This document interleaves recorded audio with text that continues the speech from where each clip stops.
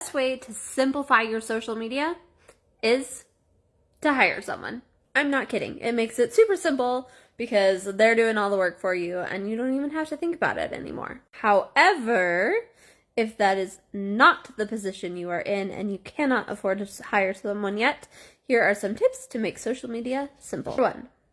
Reuse, recycle, and repurpose your ideas. You don't have to reinvent the wheel every single time.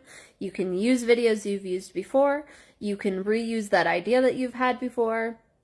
You don't have to continuously create new content. Number 2, batch create your content and then schedule it out so that you don't have to worry about it all the time. Lastly, make and use templates so that you don't have to worry about creating new types of content. This is specifically for posts, but you can even use templates within like Instagram when they have a template for a specific type of video. Use it. You don't have to create ideas every single time. If you found any of this helpful, be sure to hit the follow button so you don't miss any ways of making social media simple.